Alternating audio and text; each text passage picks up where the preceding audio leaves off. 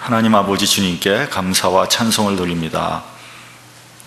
이 시간 하나님 말씀을 듣는 시간인데 말씀을 우리가 잘 듣고 그 말씀에 순종하는 우리들이 될 수 있도록 도와주시기를 원합니다. 말씀을 평가하고 비판하는 것이 아니라 그 하나님의 어미하신 말씀 앞에 우리가 겸손히 우리 자세를 낮추는 우리 모두가 되도록 도와주시옵소서. 말씀의 지혜와 능력이 넘치도록 주께서 함께하여 주시옵소서. 예수님 이름으로 기도드렸사옵나이다. 아멘. 하비 콕스라는 유명한 신학자가 있습니다. 이분이 한 1980년대 하버드에서 강의를 했는데, 한번 강의를 시작하면은 보통 수천 명이 강의를 들었다고 합니다. 그래서 하비 콕스 교수가 하버드 대학보다 더 유명하다는 말이 나올 정도로 그의 강의는 인기가 있었다고 합니다. 1980년대 사회가 점점 좀 흉포화되고 타락하고 비윤리적인 사건들이 너무 많이 일어나기 때문에 대학은 이런 시기에 어찌해야 하나 고민을 하기 시작을 했습니다. 특별히 공부 많이 하고 머리가 좋은 사람들이 저지르는 불의한 범죄들, 부정한 거래들, 예를 들자면 의사들이 병을 고치기보다는 돈을 더 모으려고 하는 그런 일들, 또 과학자들이 그 연구 그 실적을 혹은 자료를 날조하는 그런 행위들, 또 불의한 방법으로 돈을 버는 변호사들, 그런 사람들 가운데 하버드 출신이 많다는 그런 반성을 하게 됐다고 합니다. 그래서 대학에서 하비 콕스 교수를 초청해서 예수님과 윤리라는 그런 제목으로 강의를 한번 해달라, 그렇게 의뢰를 한 것입니다. 원래 하버드 대학은 1636년에 청교도 목사를 교육시킬 목적으로 세워진 학교입니다. 그런데 점점 세속화되기 시작해서 예수님에 대한 이야기는 거의 하지 않는 그런 학교로 변했죠. 그 하비 교수가 와서 그 커리큘럼을 이렇게 조사를 해봤더니 1910년서부터 그때까지, 그러니까 1980년대까지 예수라는 이름이 들어간 강의가 단 한 번도 없었대요. 그리고 하비 교수가 강의 제목을 정했는데 어떻게 정했냐면 When Jesus Came to Harvard, 그런 강의 제목으로 강의를 하기 시작을 한 거예요. 한국말로 하면은 예수 하버드에 오다, 그렇게 강의를 시작한 겁니다. 제가 예수 하버드에 오다라는 그 책을 읽으면서 제가 옛날 제가 학교 다닐 때를 생각을 해봤습니다. 저희 대학에서도, 그 당시 제가 다닌 대학에서도 불교 철학, 또 혹은 불교학 개론, 뭐 공자, 맹자 이런 거에 대한 강의는 있었는데 하나님에 대한 강의, 성경에 대한 강의, 예수에 대한 강의는 전무했었습니다. 뭐 지금도 제가 보기엔 기독교 학교를 빼고는, 혹은 신학교를 빼고는 기독교 사상에 대해서 강의하는 학교가 아마 거의 없지 않나, 그런 생각이 듭니다. 그러니까 일반 사람들이 예수님에 대해서 또 성경에 대해서 들을 수 있는 기회는 거의 없습니다. 한번 생각해 보세요. 이상한 일이죠. 여러분, 서양 철학, 서양 사상, 서양 문학에서 기독교를 빼면은 정말 쓰러지거든요. 막 없습니다, 거의. 그런데 대학에서 기독교나 성경에 대해서 가르치지 않는다. 이거는 기독교 차별이 아닌가, 전 그런 생각을 해봤습니다. 말이 되지 않죠, 사실은. 세계 지성사나 사상사에 가장 큰 영향을 끼치는 것이 있다면 그것이 예수 혹은 성경인데 대학에서 그것을 강의하지 않는다. 그건 말이 안 된다, 그런 생각이 들었습니다. 근데 우연히 제가 미국에서 신학교 다닐 때 신학교 교수 한국 분이 계셨습니다. 근데 그분이 한국에서 성균관 대학에서 로마서를 강의했다는 얘기를 제가 들었습니다. 깜짝 놀랐어요. 그러니까 6.25 대학교인 성균관 대학에서 로마서를 강의했다. 근데 사실은 그건 놀랄 일이 아니죠. 당연히 강의하고도 남음이 있다. 전 그렇게 생각을 합니다. 그 하비 교수가 쓴 책 중에서 가장 유명한 책이 뭐냐면 The Secular City라는 책입니다. 이게 한국말로 바꾸면은 이제 세속 도시라는 아주 유명한 책입니다. 근데 이 책에서 이분이 뭐라 그랬냐면은 이제 중세 이후에 계몽주의가 이렇게 발달하면서 과학자들이나 철학자들이 이렇게 얘기를 했다고 합니다. 기독교는 사라질 것이다. 니체 같은 사람은 신은 죽었다고 이미 말했고요. 많은 철학자들이 인간에게서 종교성은 이제 사라지고 절대자를 의지하는 마음도 없어지게 될 것이다. 그리고 세계가 점점 도시화돼 가면서 그 과정에서 신이 끼어들 자리는 없다. 그렇게 얘기를 했다는 거예요. 그런데 이 책에서 하비 교수는 아니다. 세계가 도시화되고 점점 세속화되지만 그 안에 살아계신 하나님의 역사가 있다. 과학 문명의 발달과 도시화가 하나님을 떠난 것이 아니라 오히려 하나님의 개입이고 하나님의 선물이다. 그 안에 하나님의 섭리가 있다는 거죠. 그러면서 무슨 말을 했냐면요, 신앙이라는 것은 멀리 떨어져 있는 것이 아니라 내 안에서 나타나야 된다는 거죠. 현실적이어야 된다는 거죠. 이 사회에, 이 시대를 능동적으로 이 신앙이 이끌고 가야 된다는 겁니다. 여러분, 이건 굉장히 중요한 말입니다.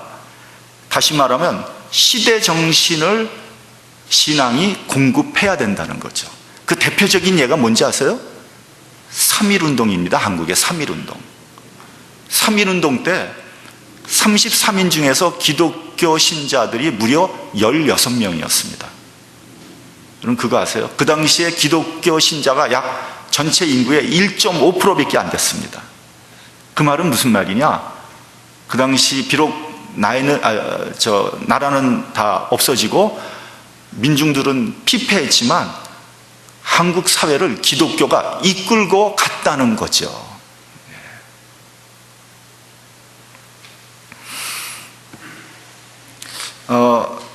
또 그런 말을 했습니다. 문화와 문명이 발달함에 따라서 교회는 점점 침체되고 결국 문을 닫을 것이다. 이렇게 여러 사람들이 얘기를 했는데 이 하비 교수는 교회는 성령의 역사, 성령의 은혜에 의해서 존재하고 부흥했기 때문에 하나님이 살아계시다면 교회는 반드시 성령에 의해서 다시 새롭게 되고 그래서 교회는 하나님의 사역을 감당하게 될 것이다. 근데 제가 여러분들에게 드리고 싶은 말은 바로 이겁니다. 이분이 성령 체험도 이렇게 얘기를 했습니다. 성령 체험은 아주 원초적인 것이다. 성령 체험은 무슨 지식이나 무슨 윤리나 뭐 감정이나 과학 이런 문제가 아니다. 성령 체험은 아주 원초적인 영적인 체험이다. 이걸 조금 다시 말하면 무슨 말이냐면 성령 체험은 아주 단순한 믿음에서부터 시작된다는 겁니다. 성령을 체험하려면 어린 아이와 같은 그런 믿음이 요구된다는 겁니다.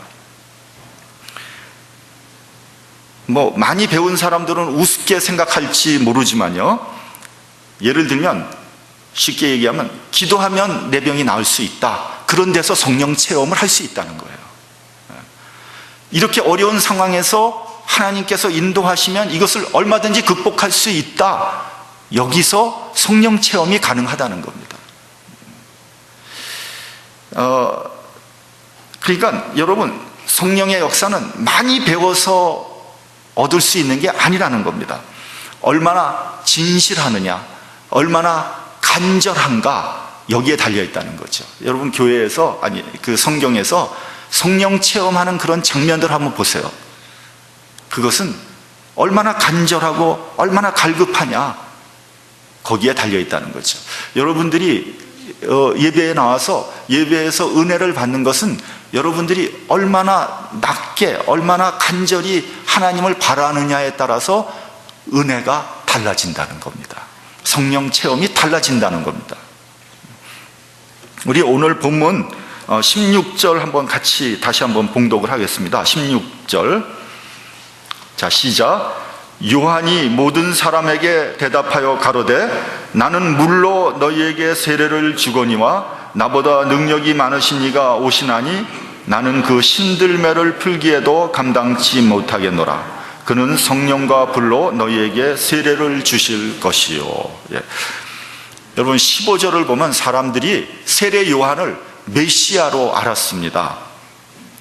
그래서 수많은 사람들이 요단강에 나와서 요한으로부터 세례를 받았죠. 근데 요한은 이렇게 말을 합니다. 나는 물로 세례를 주는 사람이다. 나보다 능력이 훨씬 많은 분이 오실 것이다. 나는 그 사람의 신발끈도 풀기에 감당치 못하겠다.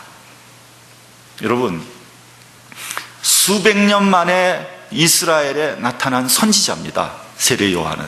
근데 그런 사람이 신발끈도 풀기에 감당치 못한다 그러면은 그분은 도대체 누구냐는 거죠. 그분이 오시면은 성령과 불로 세례를 주실 것이다. 여러분, 성령으로 세례를 받으면 어떻게 되는 겁니까? 그거는 물 세례와 무엇이 다른 겁니까? 우리가 간단히 한번 보면은 성령 세례는, 물 세례는 겉으로 보이는 거죠.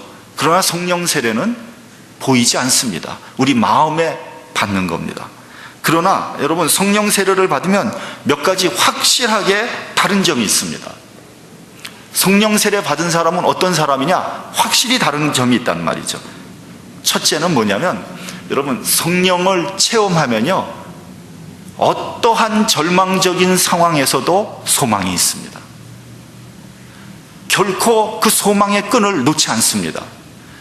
사방이 꽉 막혀 있어도 소망 버리지 않습니다. 사방에서 우겨싸움을 당해도 물러나지 않습니다. 이런 소망이 우리 예수 믿는 사람들에게 있어야 됩니다. 조금 잘 되면은 막 의시되고, 조금 잘 안 되면은 금방 풀이 죽어서 죽을 상을 하면 그건 온전한 예수 믿는 사람들이 아닙니다. 누가 뭐라 그래도 하나님께서 함께 하시면 우리에게 소망이 있습니다. 교회가 가지는 소망도 마찬가지입니다. 지금 교회가 굉장히 어렵습니다. 전체적으로 굉장히 어렵습니다. 새로운 신자들이 들어오지 않고 있습니다. 성령의 역사가 별로 나타나지 않습니다. 영적으로 침체되어 있습니다. 상황이 그렇다고 해도 위축되면 안 됩니다. 성령께서 역사하시면 교회가 다시 놀라운 생명력을 발휘할 수 있습니다. 여러분, 개인적인 차원에서도요, 성령께서 함께 하시면 모든 두려움, 근심, 걱정, 절망에서 자유하게 됩니다. 여러분, 성령을 받았다는 것은 모든 억압에서 자유함을 얻었다는 것을 의미하는 겁니다. 심지어는 죽음에서부터도 자유함을 얻을 수 있다는 거예요.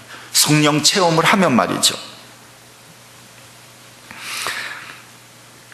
그렇기 때문에 여러분, 예수님을 잘 믿는다는 것은 뭐 성공하고 출세하고 뭐 형통하고 무슨 돈 많이 벌고 이런 것이 아니라 그 영혼이 자유하게 되었다는 것을 의미하는 겁니다. 내 영혼이 자유로운 것이고요, 그로 인해서 행복한 것을 말하는 겁니다. 그래서 성령을 받으면요, 그 사람은 용기의 사람이 되고 소망의 사람이 되고 자유로운 사람이 되는 겁니다. 여러분들도 지난주인가요? 그 뉴스를 들었을 거예요. 최진실 씨의 전 남편 조성민 씨가 자살했어요. 한국 사회는 이 사건을 접하고 엄청난 충격을 받은 것 같아요. 저도 그 기사를 보면서, 아니, 이럴 수가 있나? 본인인 최진실 씨 죽고, 그 남동생 죽고, 그 전 남편 죽고, 그것도 똑같이 목매서 죽고. 여러분, 이것은 영적인 현상입니다. 그들이 악한 영에게 속은 거예요. 근데 이런 영적인 현상을 제가 말씀드리려고 하는 것이 아니라요, 저는 그 조성민 씨가 남긴 마지막 말이 제 가슴을 울렸어요. 그게 무슨 말이냐면, 한국 땅에서는 더 이상 살 수가 없네요. 여러분, 우리 한국 사람들 정말 회개해야 돼요. 정말 회개해야 돼요. 남의 나쁜 일 있으면 그거를 씹어대지 않습니까? 계속해서. 얼마나 씹어댔을까? 얼마나 고통스러웠을까? 아마 꼼짝달싹 못하게 했을 거예요. 그런 상황에서 누군들 살 수 있겠습니까? 아마 참 살기 어려웠을 거예요. 근데 여러분, 그래도 그렇지 하나님께서 주신 생명을 그렇게 자기 마음대로 끊어버릴 수는 없는 겁니다. 만약에 그 사람들이 성령 체험을 했다라면 그런 절망적인 상황에서 소망을 가질 수 있었을 텐데, 다른 사람의 평가에서 자유로울 수 있었을 텐데. 여러분, 남이 나를 뭐라고 평가하든 그게 무슨 대수겠습니까? 내가 정말 진실로 하나님을 믿고자 한다면 그런 것들 다 극복할 수 있는 문제 아니겠습니까? 이제 그런 생각을 하면 굉장히 안타까운 거죠. 사실 여러분, 돈, 명예, 출세, 성공, 그런 것들이 무슨 의미가 있습니까? 그거 뜬구름과 같은 거 아니겠습니까? 여러분, 한번 베드로를 생각해 보십시오. 그는 천성적으로 굉장히 순수하고 열정적인 사람이었습니다. 의리의 사나이 돌쇠 같은 사람이었어요. 예수님은 그런 베드로를 대단히 사랑하셨습니다. 예수께서 붙잡히셔서 대제사장 집에 가서 재판을 받으실 때 다른 제자들은 다 주랭랑을 쳤지만 사도 요한과 베드로는 끝까지 뒤쫓아갔습니다. 그러니까 의리가 있는 거죠. 근데 그렇게 능력이 출중하셨던 스승 예수께서 그만 너무나 무기력하게 붙잡히셔서 얻어맞고 수모를 당하고 정죄를 당하는 그런 모습을 보게 된 거예요. 베드로는 너무나 큰 충격을 받습니다. 그리고 두려움에 빠지는 거죠. 그때 바로 옆에 있는 조그만 계집종이 베드로를 추궁하지 않습니까? 당신도 같은 패 아니야? 그때 베드로는 3번이나 예수님을 부인하죠. 잡아떼고 맹세하고 저주합니다. 여러분, 그런 일들이 그렇게 내 마음대로 되는 게 아닙니다. 그게 생각대로 잘 되는 게 아니에요. 마음은 원이지만 육신이 약하거든요. 그러나 여러분, 성령 받으면 전혀 달라집니다. 똑같은 베드로가 공회 앞에서 담대하게 예수님의 부활을 증거하죠. 그러니까 그것을 보고 있던 유대인 권력자들이 베드로를 붙잡아서 위협을 합니다. 이제는 예수의 이름으로 말하지도 말고 가르치지도 말라. 그때 베드로가 뭐라 그럽니까? 하나님 앞에서 너희 말을 듣는 것이 하나님 말씀을 듣는 것보다 옳은가 판단하라. 우리는 보고 들은 것을 말하지 않을 수 없다. 어떻게 같은 사람이 이렇게 달라질 수 있는 겁니까?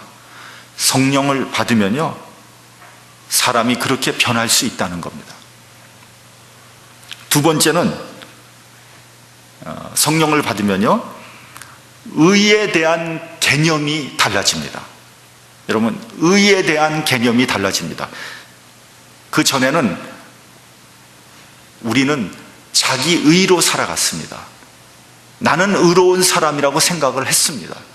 그래도 나는 다른 사람보다 그래도 난 착하게 살았어.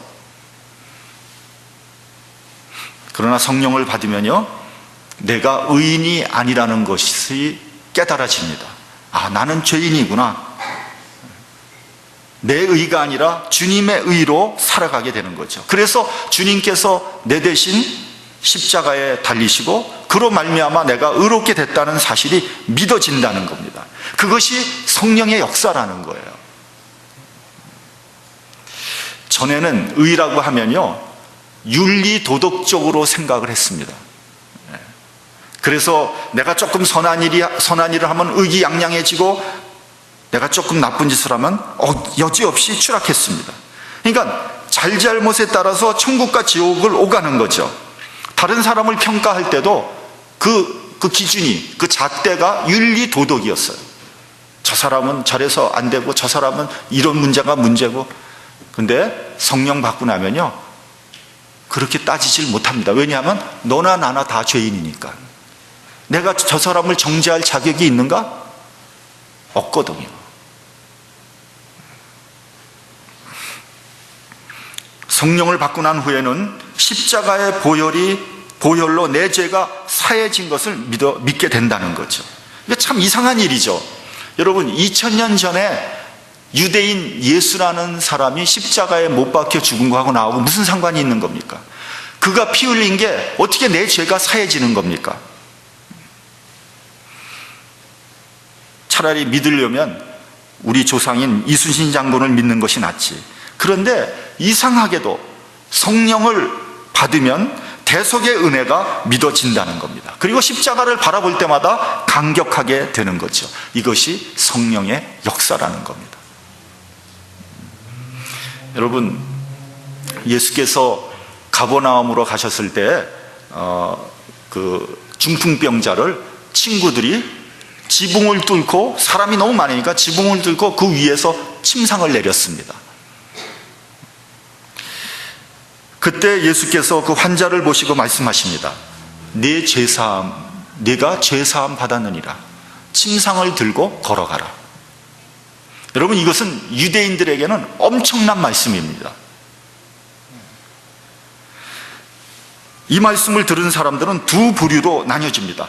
첫 번째 부류는 중풍병자와 그 친구들입니다.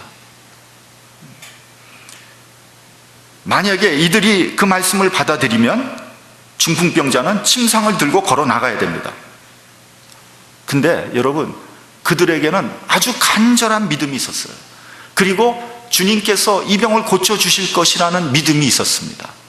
그러니까 지붕까지 뚫고 거기에 침상을 내리지 않았겠습니까? 그들에게 주님에 대한 믿음이 오기 시작한 거예요. 아, 저분이 죄를 사할 수 있는 권세를 가지고 계신 분이구나. 저분이 말하면 내 죄가 사해지는구나. 내 병이 고쳐질 수 있구나. 어떻게 됐습니까? 중풍병자가 일어나서 침상을 들고 걸어 나갔습니다.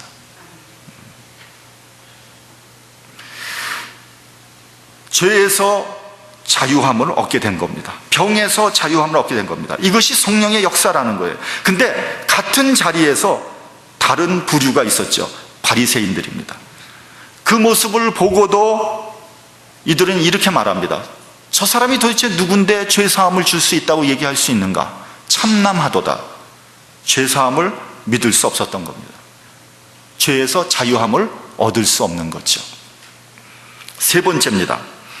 성령을 받으면요, 우리가 하나님 자녀됨이 깨달아지는 거예요. 믿어지는 거예요. 로마서 8장을 보면 우리가 하나님의 양자가 되었기 때문에 아바, 아버지라고 부르게 된다고 했습니다. 여러분, 이것도 참 이상한 얘기죠. 우리는 너무나 당연하게 받아들이지만 예수를 잘 안 믿는 사람들은 왜 하나님을 아버지라고 부르는지 이해가 안 갑니다. 거부감이 오죠. 조금 속이 매식매식해집니다. 저도 옛날에 그랬으니까요. 저 사람들은 왜 하나님을 아버지라고 부를까? 이해가 되지 않아요. 근데 성령을 받으면 그것이 너무나 믿어진다는 거예요. 그리고 하나님의 사랑이 느껴진다는 겁니다. 마치 탕자가 아버지에게로 돌아온 것과 같이 성령을 받으면 이 죄인을 받아주시옵소서 하나님 앞에 엎드려 울며 회개하게 되는 거죠. 우리 본문 22절을 함께 봉독하겠습니다. 본문 22절 시작. 성령이 형체로 비둘기같이 그 위에 강림하시더니 하늘로서 소리가 나기를 너는 내 사랑하는 아들이라 내가 너를 기뻐하노라 하시니라. 아멘. 예수님이 세례를 받고 나니까 하늘에서 소리가 들리죠. 너는 내 사랑하는 아들이라 내가 기뻐하는 자라. 성령을 받으면요, 비록 하나님의 음성은 들리지 않지만 하나님의 사랑이 느껴지는 겁니다. 그래서 내가 하나님의 자녀가 되는 거죠. 하나님을 아바, 아버지라고 부르게 되는 겁니다. 그 사랑이 느껴져요. 아, 나를 사랑하시는구나. 같은 맥락으로 성령에 의하지 않고는 예수를 주님이라고 고백할 수 없습니다. 이게 뭐 교리로 되는 겁니까? 배워서 되는 겁니까? 뭐 논리로 되는 겁니까? 지식으로 되는 겁니까? 이 현상은 오직 성령 체험으로만 가능한 거라는 거죠. 마지막으로 성령에 의해서 우리가 성화되는 겁니다. 세인티피케이션이라 그러죠. 여러분, 성령 받으면 사람이 변화됩니다. 성령 받았다 그래서 당장 180도 변화되는 사람은 굉장히 드뭅니다. 없는 건 아닙니다. 그러나 대부분 사람들은 서서히 변화됩니다. 왜냐하면 성령께서는 인격적인 분이시기 때문에 우격다짐으로 억지로 변화시키는 분이 아니란 말이죠. 변화될 때까지 기다리십니다. 우리는 하늘나라에 갈 때까지 부단히 변화되어야 됩니다. 여러분, 10년 전에 나와 지금 나를 한번 비교해 보세요. 변화됐습니까? 변화되지 않았습니까? 하나 더 변화되지 않았다면 그건 성령의 역사가 없는 겁니다. 가만히 보면 어떤 사람들은 더 나빠지는 사람도 있더라고요. 더 나빠져. 그 성령 받지 못한 사람들입니다. 어떻습니까, 여러분? 나는 10년 전에 비해서 어떻게 변화됐습니까? 여러분, 공자의 제자 중에 증자라는 사람이 있었습니다. 증자. 이 사람은 하루에 3번씩 자기 자신을 되돌아보면서 반성했다고 합니다. 그것을 한자어로 일일삼성이라고 그러죠. 여러분 아마 학교 다닐 때 배웠을 거예요. 공자의 제자도 하루에 3번씩 자기 자신을 되돌아보는데 내 안에 성령께서 계시다면 어찌 변화되지 않을 수 있겠습니까? 저의 돌아가신 장인어른이 계셨는데 생신이 4월 초파일이었습니다. 그래서 그분은 자기가 종교를 믿으면 자기는 불교를 믿어야 된다고 그렇게 늘 말씀하시고 생각하셨던 분이에요. 근데 하나밖에 없는 외동딸이 하도 예수 믿으라 그러니까 늙음악하게 예수를 믿기 시작했습니다. 근데 딱 믿으시기 시작하면서 완전히 시계예요. 시계. 정확합니다. 아침 새벽 5시에 딱 일어나시면은 딱 새벽 기도부터 시작하는 거예요. 기도하시고 성경 읽으시고 하여튼 하루 종일 기도하시고 성경 읽으시는 거예요. 그래서 성경을 1년에 뭐 몇 독씩 하시는 거예요.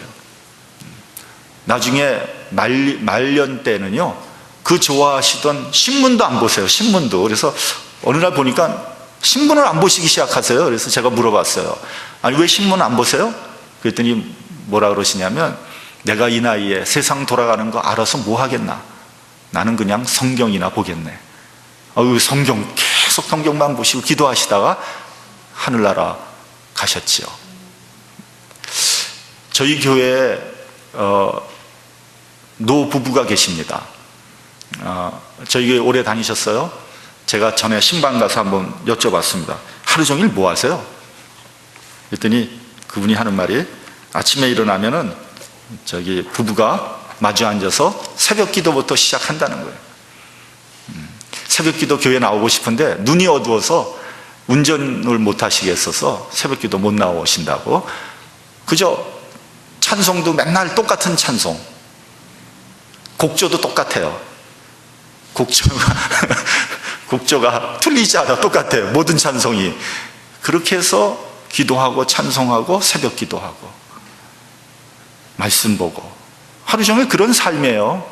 제가 이렇게 옆에서 이렇게 보면요, 조금씩 성화되시는 것이 보이는 것 같아요. 네. 여러분, 늙으면 변하지 않는다. 아닙니다. 변합니다. 하나님 말씀을 가까이 하시면 연세가 들어도 변화됩니다. 말씀을 가까이 하시고 기도하시기 바랍니다. 그럼 성령께서 여러분들을 인도하십니다. 반드시 인도하십니다. 성화됩니다.